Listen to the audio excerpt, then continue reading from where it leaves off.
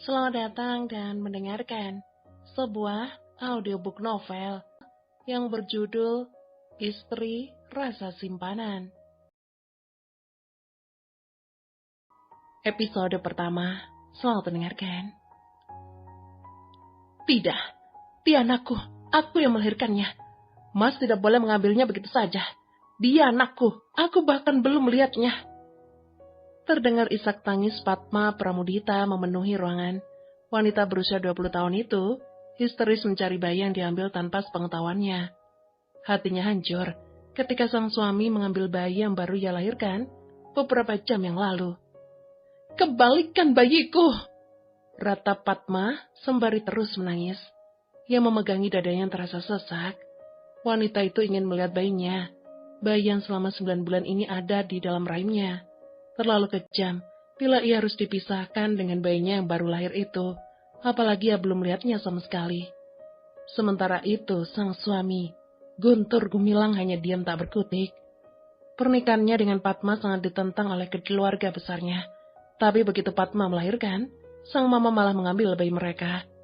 Pintu rumah keluarga besar Guntur Gumilang terbuka lebar untuk penerus darah biru mereka, tapi tidak dengan ibu si bayi.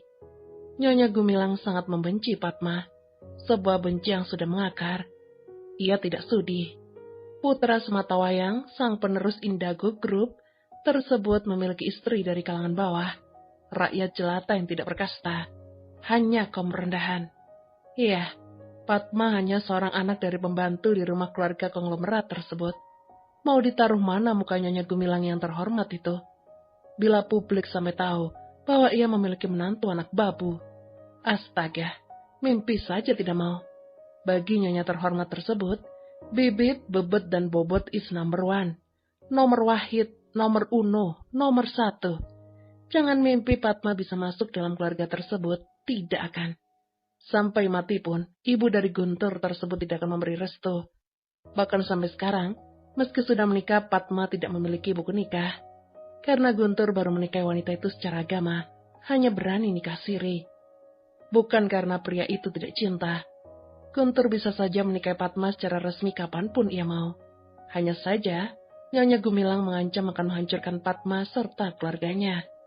Bahkan Guntur juga akan kehilangan 51% saham di Indago Group miliknya jika berani menikah dengan Padma secara hukum. Nyatanya, menikahi Padma butuh pengorbanan besar, dan Guntur belum bisa melepas embel-embel kemewahan yang ia nikmati selama ini. Biarkan mama yang mengasuhnya, Pat. Meski pahit, Guntur tetap mengatakannya. Suara itu terdengar seperti vonis hakim yang tidak bisa diganggu-gugat. Padma sangat ingat bagaimana ia diusir dari rumah besar Gumilang. Seperti layaknya sebuah kotoran. Sang mertua menatap jijik padanya. Lalu sekarang, bagaimana anak mereka diasuh mertua yang tidak pernah menganggap dirinya? Padma yakin ibu mertua pasti memisahkan ia dan anaknya. Padma menggelengkan kepala pelan. Sakit pasca operasi belum pulih. Kini ia harus menerima luka yang lain. Luka yang lebih sakit karena harus berpisah dengan sang buah hati. Wanita mana yang tidak menderita bila harus dipisah dari anaknya? Apalagi anak itu baru lahir. Jelas Padma sudah seperti orang gila. Wanita muda yang baru genap 20 tahun beberapa hari lalu, itu sangat mengharap bisa melihat dan memiliki anaknya kembali. "Mas, balikin anakku. Aku bahkan belum lihatnya. Balikin bayiku." Padma kembali terisak, dadanya tambah semakin sesak. Ia memukuli tubuh Guntur, memukul dengan keras dan berulang. Ia sangat kecewa pada sang suami. Mengapa tega melakukan ini padanya? "Pat!" Guntur mencoba menenangkan sang istri. Bagaimanapun juga, untuk saat ini belum bisa menentang sang mama. Ia hanya bisa menenangkan Padma dengan menepuk pundak wanita tersebut. "Balikin anakku, Mas!"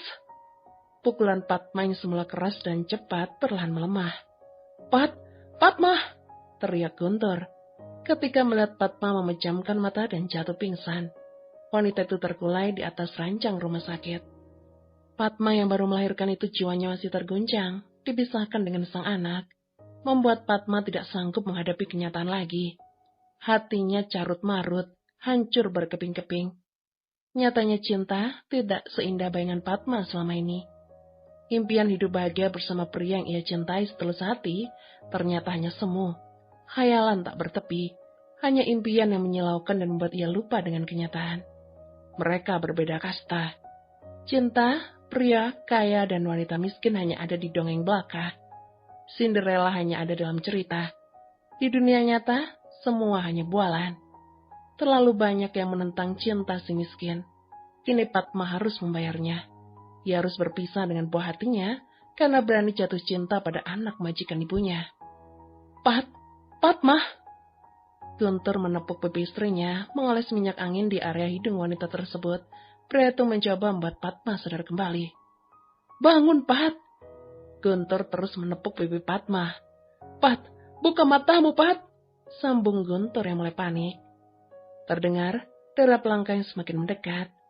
Dari belakang tiba-tiba muncul seorang perawat yang datang untuk mengecek kondisi Padma. Perawat tersebut berniat mengganti infus sang pasien, tapi yang ia dapati malah keluarga pasien panik, membangunkan wanita yang baru melahirkan beberapa waktu lalu. Permisi, Pak. Suster mendekat dan memeriksa Padma. Sesaat kemudian ia berbalik akan keluar untuk memanggil dokter. Istri saya kenapa, Sus? Guntur cemas, takut Padma kenapa-napa. Pria itu mencegah sang perawat untuk pergi. Bila takut Padma kenapa-kenapa, Guntur harusnya mengambil anak mereka kembali. Tapi entahlah, lahir dengan sendok emas, mungkin ia tidak mau hidup melarat, miskin dan kekurangan harta. Makanya menurut pada sang mama, meskipun harus membuat Padma terluka karena berpisah dengan bayinya. Tunggu sebentar, Pak, saya akan panggil dokter dulu. Setelah suster pergi, Guntur kembali mengoles minyak angin. Padma harus bangun. Ia tidak mau melihat wanita yang ia cintai seperti ini. Tapi jujur ia sangat tidak berdaya. Berdiri di antara dua kapal, membuat Guntur sulit untuk memilih. Ia malah merasa anak mereka akan bagus dalam asuhan ibunya. Setidaknya, hidup sang anak akan terjamin, daripada memaksa tinggal bersama mereka. Dicoret dari hak waris, Guntur belum bisa. Membayangkan saja yang enggan. Ia benar-benar tidak siap untuk hidup dalam keterbatasan. Beberapa jam kemudian Padma masih menangis. Matanya pun terlihat sembab, sedangkan Guntur, pria itu sedang keluar untuk mengurus semua administrasi. Ia meninggalkan Padma sendiri di ruang perawatan seorang diri. Seorang wanita parubaya dengan pakaian elegan dan glamor masuk ke ruang perawatan Padma. Ambil ini, jangan muncul lagi di depan Guntur. Nyonya Gumilang melempar amplop coklat dan terlihat amat tebal di kaki Padma, yang masih terbaring lemah tersebut. Mata Padma langsung berkaca-kaca. Sang mertua memang tidak pernah suka pada dirinya. Kini wanita itu datang ke rumah sakit bukan untuk menjenguk dirinya, tapi menyuruh Padma untuk berpisah dengan suaminya. Bagaimana? Apa masih kurang?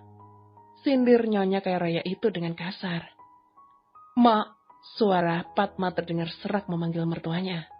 Tutup mulutmu, sentak nyonya Gumilang.